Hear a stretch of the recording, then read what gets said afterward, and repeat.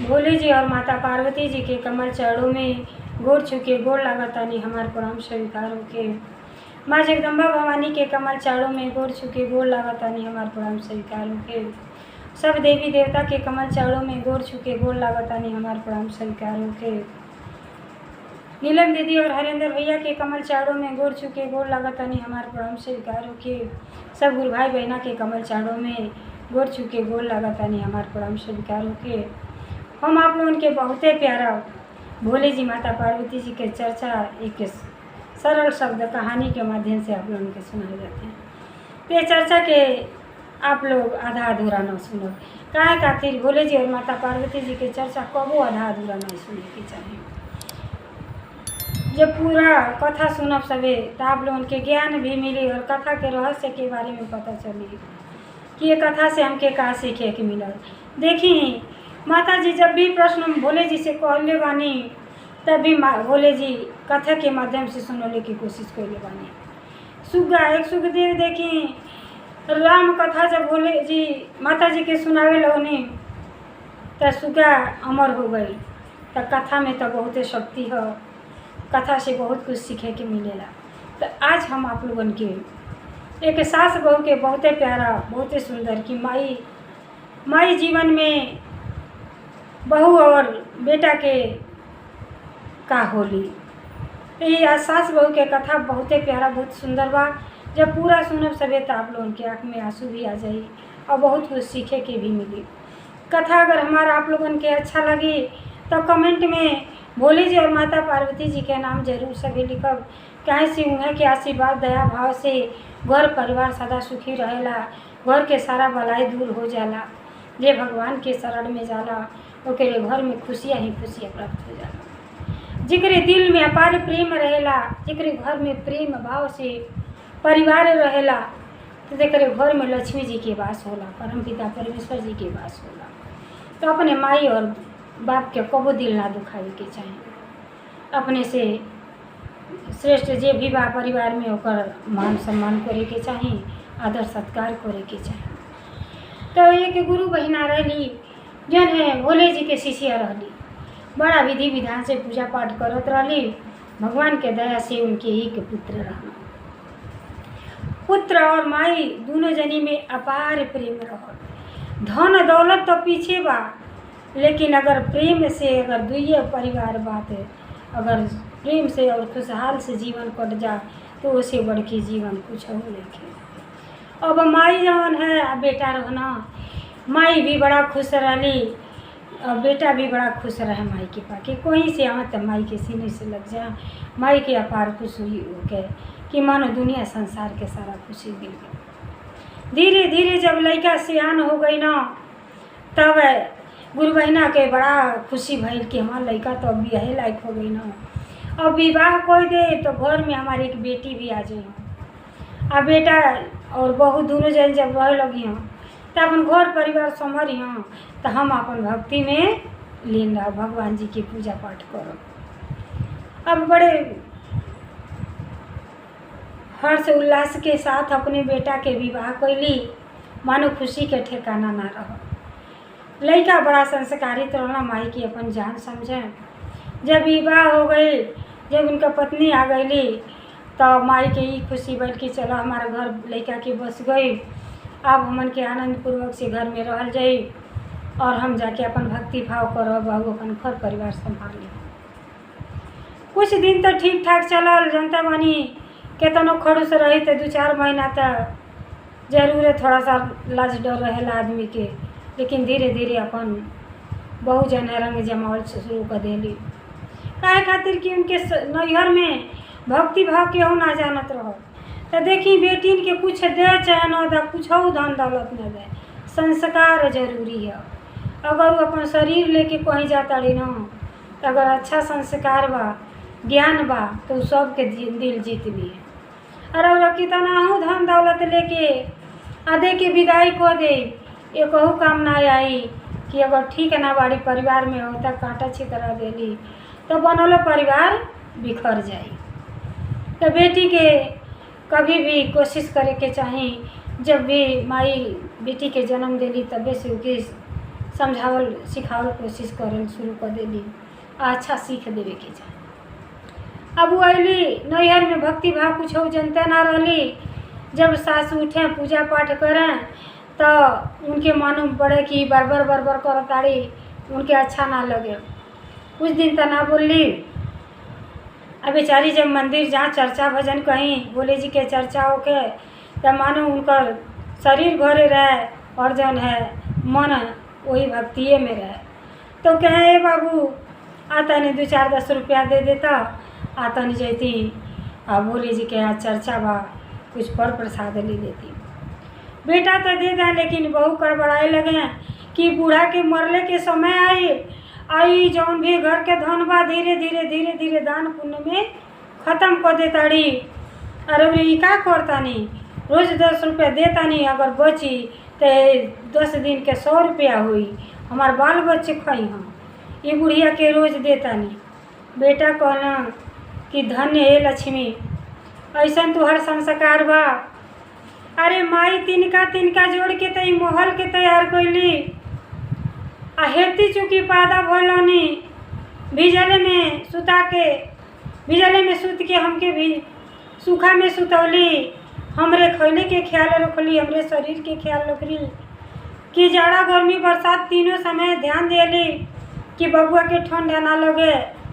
आया जो ही माई के बारे में ऐसा गलत भावना तोहरे दिल में कैसे आ गई।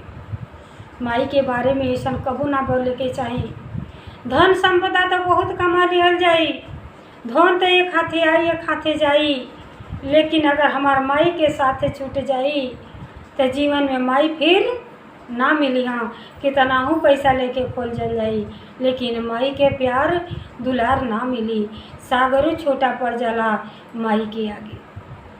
अब वो समझले के बार जब भी वो उटपटांग शब्द बोला ताड़ी तब भी बेटा समझाओ ताने कि मान जा, ऐसा गलती कबो ना कर। अगर हो सके तो सेवा भाव कोई के मनुष्य के शरीर पौले बाटू तो कम से कम पुण्य कमा, अगला जन्म बनाव कि मनुष्य के शरीर मिली। मनुष्य जैसा शरीर केहू के ना अच्छा जौन है, मनुष्य के शरीर पाके हर भोग विलास आदमी को लेला, हर चीज़ देख सुन लेला। 84 लाख जून के बाद ही मनुष्य के शरीर बनल मिलल बा। देखे व्यर्थ न जाए दो और सेवा भाव करो, फालतू बाती में दिमाग मत खटाओ। बेटा लाख कोशिश आए दिन रोज करता ना कि माई के बारे में ऐसा गलत भावना न रखो। जितना वो कहता ना उतने ही अपन जौन है बुद्धि खटा रहल बाड़ी कि कौन उपाय करी कि बुढ़िया घर छोड़ के चली जा। अभी तो लगता हमार पति कहले सुन ले ना मनी हम। अब बहुत कोशिश करता है लेकिन ना माना तड़ी। कहतड़ी कि ऐसा बा कि जब रौरे हमारे को बतिए ना मनबा तो रौरे अपने माई के लेके रही, माइए के लेके रही। आओ गाँव में जाता नहीं अपने नहीं हो। अब हम ये घर में एको दिन ना रुको। तब कहना बेटा बहुत अच्छा रहना, कहे से भक्ति भाव के मरम जानत रहना। जेकर मरम ना जानी ना तो वह हाली बा बहन कि भैंस के आगे बीन बजावे आ भैंस पहुरावे तो कुछ मतलबे ना जानी कि झूठा बड़बड़ करता आदमी। तो क्या अच्छा ना लगी पूजा पाठ है कि कहाँ से कहाँ ही बड़बड़ घर में कर रहा बा। अब कहता ना कि ऐसा गलत काम ना कर। कहताड़ी कि ना रहो मनबे, हमारी एक बात नहीं की मानो तो हम नैहर अपने जाता नहीं। तब कहना कि तू नैहर जा चाहे घर छोड़ दो, लेकिन पैदा तो हमार माइए हमके कैले बाटी। अगर तुहरे मुँह माया नहीं ख तो हमारियो नहीं ख, तू नैहर जा। लेकिन हम अपने माई के छोड़ के कहीं ना जाए। जब इतना बात सुनली ओकरे बाद बेटा के आँख में आंसू आ गई। कहना कि आंसू भर के और देखी कितना दर्द भरा भजन सुनौले बाणे कि माई के जगह कैसन होला। माई जौन है बच्चन के करतीन का होई। माई जितना दुख है सह के अपने बेटन के पालेली, माई के दर्जा के उ ले ना पाई। कहना जा जाए के बात तो प्रेम से जा, कबो ना आई है। जब तुहर मन करी तो यह समझिए अपन तो आना ही हरे रही हो। ओकरे बाद सारा बाती माई ओ सारा में से सुनो तड़ी। ओकरे बाद बेटा जौन है भोले जी के आगे बैठ के कितना सुंदर भजन सुनौले बाड़े कि हमरे पत्नी के मन बदल जा और घर अपन घर परिवार चेतें, शायद यही से इनके ज्ञान हो जाए। तो देखिए कितना सुंदर भजन सुनौले बाना।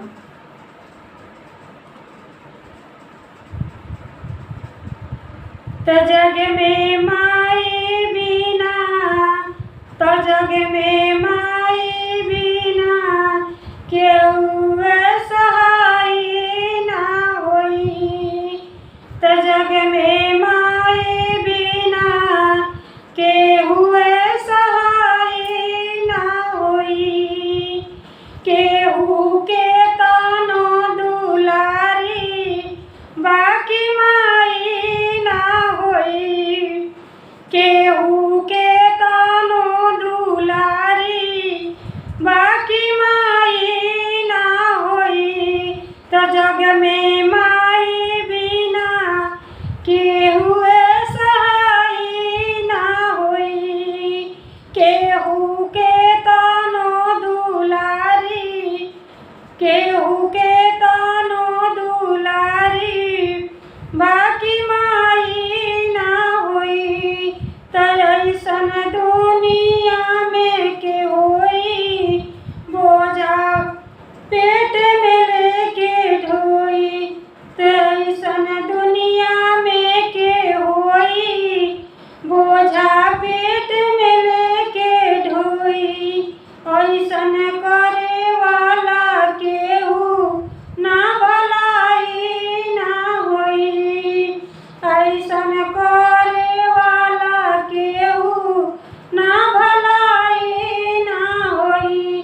केहू के तानो दुलारी, केहू के तानो दुलारी बाकी माई ना होई। केहू के तानो दुलारी बाकी माई ना होई। सो दुर्गतिया दुर्गतिया बिना, सो दुर्गतिया दिनवा सहली, दुख सुख रतिया दिनवा सहली। केहू से कहूँ ना कुछ कहली, दुख सुख रतिया दिनवा सहली। केहू से कुछ ना कहली, उनकर रोआ जनी दुखाई ई भलाई ना होई। उनकर रोआ जनी दुखाई ई भलाई ना होई। त केहू के तानो दुलारी, त केहू के तानो दुलारी पर माई ना होई। अपने सुखल पाकल खैली, अपने सुखल पाकल खा के रहली। सब कर धर्म बचवली, उनके आचरा से बढ़ के रजाई ना होई। उनके आचरा से बढ़ के रजाई ना होई। केहू के तानो दुलारी, केहू के तानो दुलारी बाकी माई ना होई।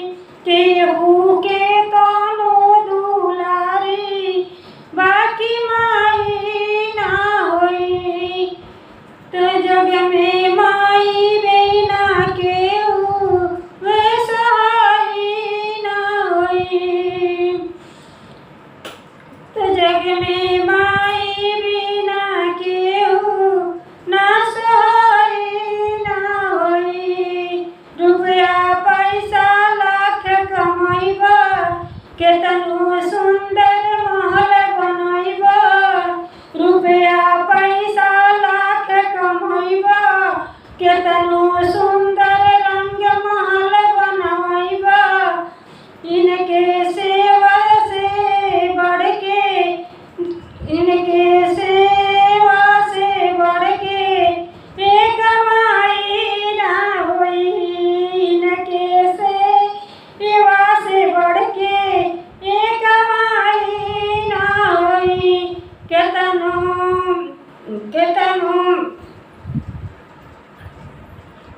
जग में माई बिना केहू ना सही ना होई, केहू के तानो दुलारी बाकी माई ना होई, केहू के तानो दुलारी बाकी माई ना होई।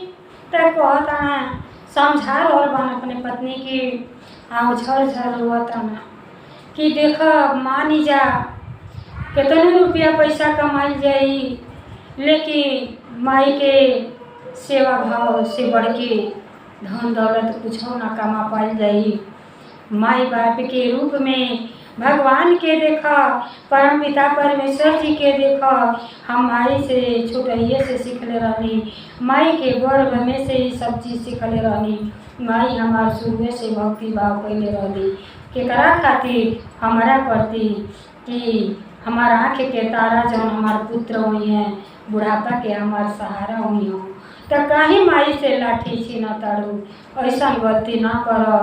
आज हम तू बानी बिहान हमनों के माई हमनों के औलाद हुई हो, आ हमनों के ही दशा हुई तो कैसे हमन के गुजर हुई, ऐसे हमन के पुत्र करी हम तो एक दिन कटल दुसवार हो जाई। मान जा ऐसा गलती न कर, लेकिन ना माना ताड़ी, मनते ना बाड़ी कि हम जैबे करब।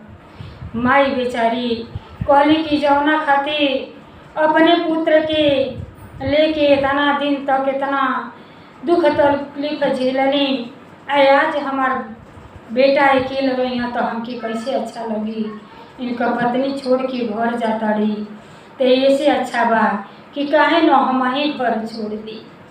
हमार बेटा बहू घर में आराम से रही हो तो हम कहीं अपन जिंदगी के बिता ली, और परिवार फिर आगे बढ़ी, नाती पोता हुई हम देख के सुन के खुशी हुई। माई के कितना शुद्ध विचार बा। माई का कहली बेटा के बोलौली, कहली कि हे बाबू ऐसा गलती ना कर, और हमार तो अभी बुढ़ापा आ गई, और तू अपने पत्नी के लेके आ प्रेम पूर्वक से घर में रह बेटा। पत्नी के सम्मान कल जाला, कहियो न कहियो भोले जी के दया कृपा हुई तो इनहू के दिमाग सही हो जाई कि परिवार का होला। आ हमके छोड़ दे बेटा हमार मोह माया, आखिर तो एक दिन हमके जो है के बा तो कहीं ना अजबे चल जाए दो। बेटा कहता है नहीं, माई के पाँव पकड़ लेना, देखी खून के कैसन असर होला।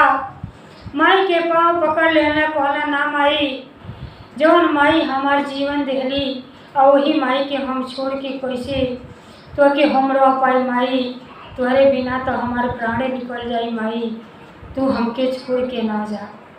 कहली कि ए पगला, तो के माई छोड़ के कहाँ जा सकेली, तू ते जान हमार प्राण हो, तोहरे दिल में तो तुहार माई बसेली बबू, लेकिन अपने पत्नी के साथ रह।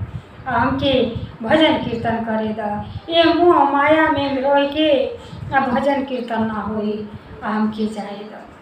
माई फिर त्याग कर देली बहू के चलते। बहू के अंदर ऐसा प्रेम भाव ना रहेला कि अपने माई से जुदा करा देली, और माई अपन घर छोड़ के मंदिर में चल जाली। मंदिर में जाके वहीं भक्ति भाव भोले जी के शिष्या रहेली, अपन भक्ति भाव करे लगेली। जब भक्ति करे लगेली तो अपन धीरे धीरे समय बीत जाला। अब बहू जौन बाटी बहुत खुश होली कि लो घोर के उठो बलाई टड़ गए। ये बुढ़िया आए दिन एक दिन बूढ़ हो जाती तो सब सेवा भाव करे के पड़ता, वही तो फनवे बना के देवे के पड़ता। ऐसा विचार तो आज कलयुग के बहु लोगन की बा। अब का कैली, जब बूढ़ा चल गई तो हंसी खुशी से अपन रहे लगली। जब रहे लगली तो देखी, यही से कहल जाला कि बड़ों के आशीर्वाद कहाँ काम में आ जाई, ये केहू ना जान सकेला। अब वो अपने सास के घर से निकाल देली तो देखी समय के बीतत देना लगेला। बीतत बीतत 5-7 साल हो गई। 5-7 साल हो गई तो उनके बाल बच्चे ना भइला, एकहू संतान ना भइलें। बेटा तो बड़ा दुखी रहे कि आज हमार पत्नी के चलते हमार माई के साथ छूट गई। माई के लगे बैठ जात रहनी हई तो हमार सारा दुख दूर हो जात रह। आज हमार माई कितना दुख सहतड़ी, सिर्फ अपने पुत्र करतीन इतना भारी हमार माई त्याग कोई दिली कि हम सुखी रही। कैसन हम बेटा बनी कि अपने माई के पास ना रह पाता नहीं।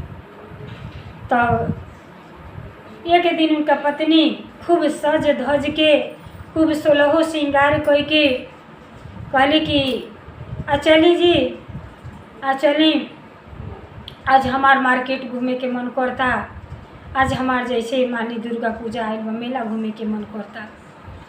पति तो वो तो 24 घंटा अपने माई के याद में खोल रहे बेचारा कि ना जाने माई हमार कौने हालत में हुई है। लेकिन इनके तो तनिको चिंता ना रहे, इनके तो बड़ी खुशी रहे कि बुढ़िया चला अच्छा हुआ, घर की अलमट गई, बुढ़िया निकल गई। अब हमने एक दू जनी बानी अपन आराम से एक टाइम बनावल जाई, 2 टाइम खाई जाए। अब घर में से सोरहो श्रृंगार कोई के खूब सज धज के को तारी कि ये स्वामी जी चली तन चले के तन शॉपिंग कर आवे के, घूम टगरी आवे के। कहला ना हमार तो इच्छा नहीं के कर, तो के जाए के बात चल जा। अब देखी भगवान जी के दया कृपा कब हो जा केहू ना जान सकेला। तो जब घर में से निकलली जैसे घर में से निकलली काहे खातिर कि सास बहुत अच्छी रही, टोला मोहल्ला जो है उनका मान सम्मान करे। अब अपने बच्चा के इतना प्यार दुलार से पल्ले रही कि सबके घर में चर्चा होके कि गुरु बहिना कितना अच्छा रही है, बहुत ज्ञानी रही। जैसे निकलली गांव में घर रहे, जैसे निकल ताड़ी तैसे सब गांव के लोग कहता हाय रे ये कितना कुलच्छनी बहू बा कि इतनी सुंदर बहू के कदर ना कैले, इतनी अच्छी रहली बेचारी और घोर में से निकाल दिया। तो देखा कि पाप तो लगिए गई कि 5-7 साल अले हो गई लेकिन बाल बच्चे ना भइल। ये सब भोले जी के दया कृपा है कि जे अपने बड़ों के तिरस्कार करेला वो अपने घर में कबो ना सुखी रहेला। अब घर घर में यह चर्चा होके लगल, जे भी रास्ता में भेटा ये देखो ना गुरु बहिना के पतोहिया हो, कितनी सुंदर शरीर बा, भगवान कितना अच्छा रचले बाना, लेकिन गुड़ एक पैसा के नहीं थो। ना जाने का सीख के आयल कि अपने सास के घर में से निकाल देगा। दुनिया में ननद बैरन होली, सास तो माई के जगह होली। अगर सास बहू के प्रेम माई और बेटी से तनिको कम ना होला अगर माई समझ के रहे तो। लेकिन ये तो कुलच्छनी देखते कि खाली सुंदर उज्जर चमड़ा बा, ये तो अपने सास के घर में से निकाल दिल और बेटा माई के अलग कर दिल। उहे पाप लगल है आई आज तक माना बना। अब उनके सुनत सुनत कान पकी गई। कहाँ मेला घूमे जा, कहाँ मेला हटिया करें। अधे राय से घूमी अली, अधे राय से घूमी अली आ वही भोले जी के ऐसा भोले जी जब बूढ़ा मंदिर में भक्ति भाव करें तो हर हमेशा कहें कि हमारे बहू के ज्ञान दें कि अपने आप में बदलाव करें कि नाती पोता हुई हैं तो यह असर पड़ी, अच्छा से रही हैं तो ये जो ना खानदान अच्छा आगे बढ़ी, बढ़िया से चली। हमार कौन, हमार तो 4 दिन के ज़िंदगी बा ख़त्म हो जाई, लेकिन ठीक से रही हैं तो कहल जाला कि जब 4 जनी के देखले के नज़र में अच्छा रहे वही के अच्छा मानल जाला। हम कितनों महान बनी, हमार महानता कबो ना दिखी। जब 10 जनी के देखले में अगर हम महान बनी तो महान माने। अब वही उनके ज्ञान भोले जी देहली। अब इतना ज्ञान हो गई कि बात सत्य बा।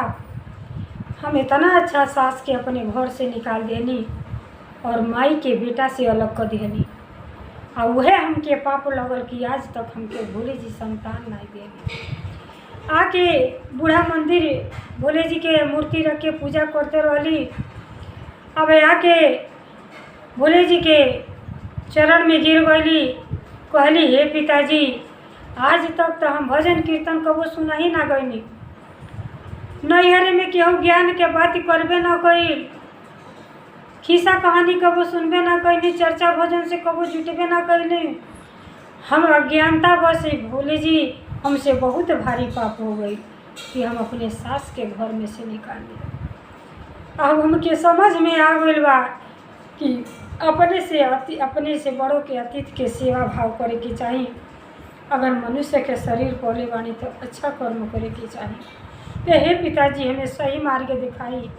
आज से हम सारा बुराई पीछे छोड़तानी और अपने सास के एक देवी देवता के समान मान के और वहाँ के पूजा। अब बेचारी जाके भोले जी के सामने रोली गिड़गिड़ैली, आंसू पोछ के और अली और पति के चरण पकड़ लेली।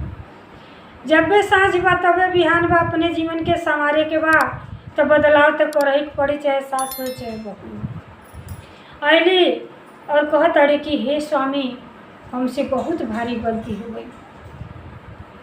कहले कि आई दादा का इनकी हो गई, आज तक तो बड़ी लंबा चौड़ा बात करत रही है, केहू के बतिए ना सुनत रही है, गोइली है मेला घूमे आ का मतलब कि आधा रोइए से घूमी अली है, कहीं हो के पीछे कोनो चाल तो नहीं बा। पति आश्चर्य में पड़ गई ना, कहना का बात है, का है काहे चरण में, अरे चरण में पत्नी ना है, पत्नी के जगह तो दिल में होला। बोला का बात है, काहे से बेचारा बहुत परम भक्त भोले जी के माई बेटा रहना। कहले का बात है, का कहल चाहता रे तू कह। कहले कि हमसे बहुत भारी भूल हो गई बा, हमके माफ़ कर दी। आ जाई माई के देखी कहाँ बानी आ माई के खोज के लिए आई। आज हम अपने माई के घर में से निकाल के माई बेटा के अलग कर देनी, यही के नाते आज तक हम माँ ना बनली। तो माई के आशीर्वाद से हम वंचित हो गए बानी आ हम चाहतानी कि माई के जो भी जीवन बा बचल खोचल माई के सेवा भाव में लग जाए और पुण्य कमानी आ हमरो भोले जी गोद भर दी।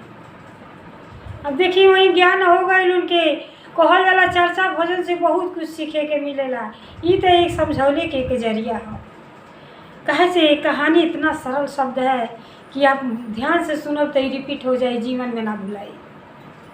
अब कहने आश्चर्य में पड़ गई ना कि ऐसे पत्नी के कैसे विचार बदल गए।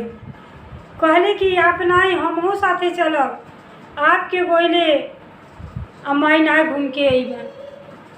काहे खातिर कि आपके खुशी खातिर माई घर छोड़ के चल गई नहीं, तो फिर कहबा कि घर में जाए तो फिर कला हो जाई माई ना अइबा।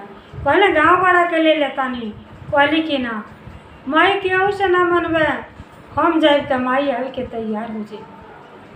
कहना पति उनका ठीक बा, अगर विचार तोहार बदल गई बा, जब भी साँझ बा तबे बिहान बा, सुबह के बुला शाम के अगर वापस घर आ जाता तो बुला ना कहे के चाहे। तोहार मन बा तो चलो माई के खोजल ना, माई कहाँ बाड़ी।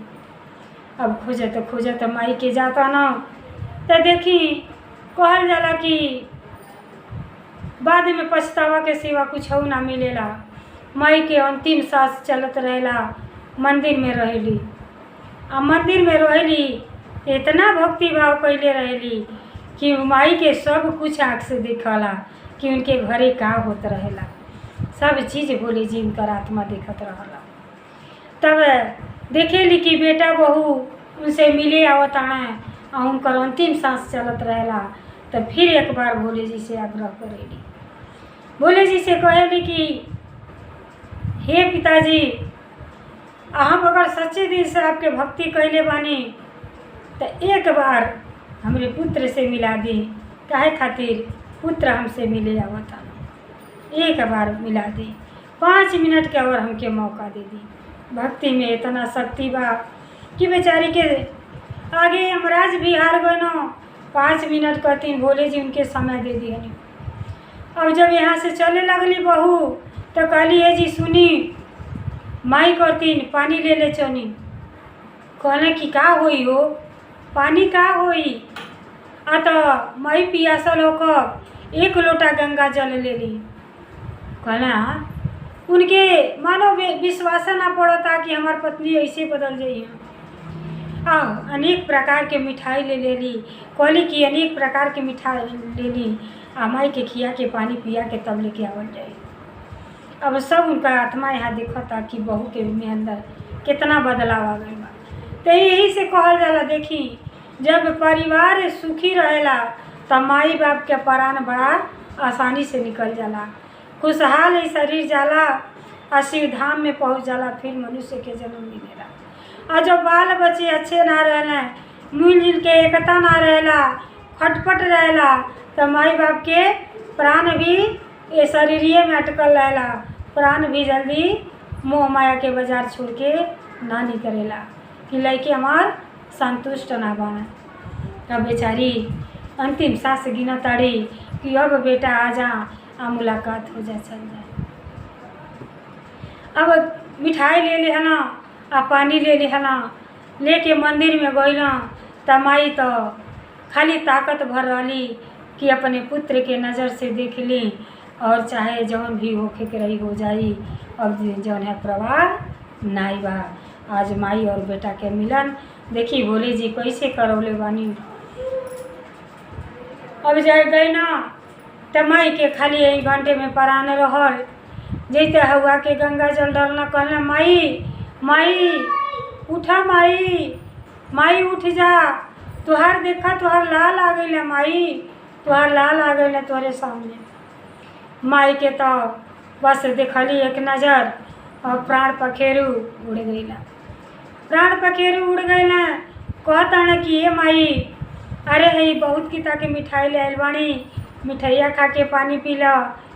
तब देखी वहीं मारे बहुत लोग भक्त लोग बैठल रहना, कहला गाँव गड़ा के जे लोग गए रहल, कहला ए बबुआ माई जियत रहली तो पेट भर भोजन नहीं तुहार पत्नी देली, आज मिठाई कौने काम के तुहार बा, तुहार माई अब मिठाई ना खइया तुहार। एक बूंद पानी के तरसा दिहला, पानी आज गंगा जल 1 लोटा भर के ले आयल बड़ा, आ यही पानी देले के चलते माई के घर में से लोगन निकाल दिला।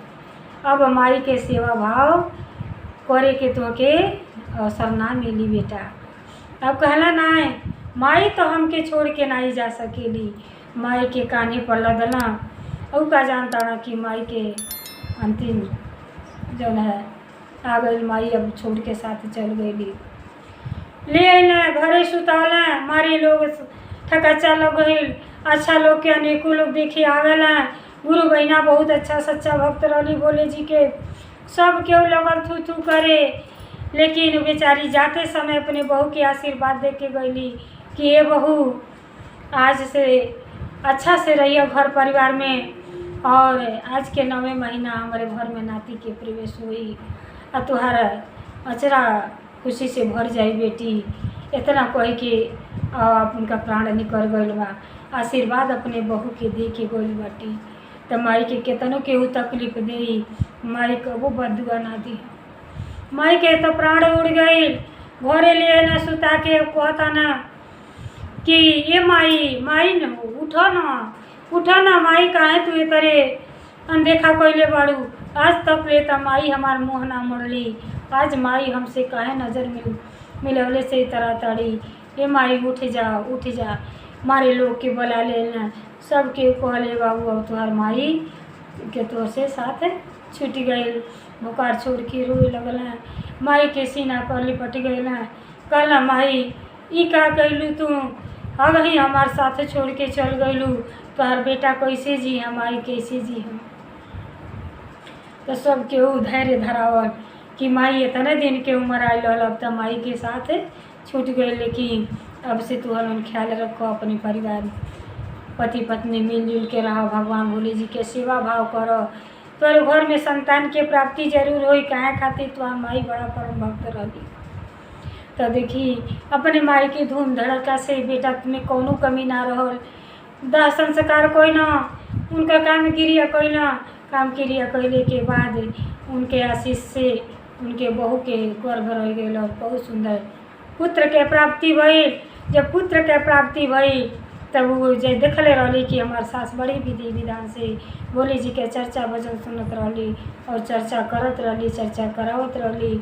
तो वो अपन भोले जी के बहुत सुंदर चर्चा भजन करौली, घर में आनंद ही आनंद आ गई। तो यही से कहल जाला कि अपने बड़ों के सेवा भाव करे के चाहिए। जे माई बाप के अपने सेवा भाव ना करेला वो जीवन में कबो खुश और खुशहाल नहीं रह सकेला। कितना हूँ धन धैले रही लेकिन कोनो न कोनो तकलीफ में गुजरते रही, जीवन में उनके आनंद कबो ना आई। तो ऐसे ही से कहल जाला कि माई बाप जौन है भोले जी के रूप होले। पहले माई तो वह देवी देवता माइए बाप होले। ब्रह्मा विष्णु महेश तीनों जने रचना तीनों जने मिल के करेला, लेकिन माई तो अकेले 9 महीना पेटे में माई गठरी ढोवेली, लेकिन कबो उनके भार महसूस ना होला। और बेटा के जब माई के बुढ़ापा आ जाता, जब लाठी के सहारा की ज़रूरत आ जाता तो बेटा अनाथ आश्रम में डाल देता ना। कितना भारी ऐसा बेटा के ना पड़ता समय कलंक वालों, ऐसा कबो ना करे के चाहिए। ये देखिए अनेकों प्रकार के जौन है वृद्धाश्रम खुल गइल बा, और में जाके देखी ना तो सब बड़ाने घर के बूढ़े लोग बाटी। काहे खातिर कि मर्द नौकरी करता ना, मेहरारू नौकरी करता ना, नाती नौकरी करता ना, पढ़ता ना, और ले जाके बूढ़ा के अनाथ आश्रम में खो देता, सब वृद्धाश्रम में। अब बताई बेचारी के जौनो 4 दिन के उम्र बचल रहता वो ख़त्म हो जाता। जौन की नाती पोता के साथे गुजारे के चाहिए वो चीज़ जौन है वो ले जाके जैसे एक कैदी के कैद में डाल दे, माई के कैद कर देता। सब माई के जीवन जौन है खराब हो जाता। माई तो वहीं से अपने पर नाती पोता के राह निहार रहेगी। भले पेट भर भोजन और शौकीन शौख न मिले, लेकिन हमारे बच्चे खुशहाल है। माई तो वो होली तो गौर करी जा जे भी एक कथा के देखले हुई अपने माई बाप के कबो दुख ना पहुँचाएँ, माई बाप के दुख कबो ना देवे के चाहिए। तो कथा अगर हमारा आप लोगों के अच्छा लगल हुई तो कमेंट में भोले जी और माता पार्वती जी के नाम जरूर सभी लिखब। काहे खातिर कि उन्हें के दया भाव से सबके परिवार में खुशहाली आवेला। हर हर महादेव, घर घर महादेव। भोलेनाथ की जय, सच्ची दरबार की जय, 33 करोड़ देवता की जय।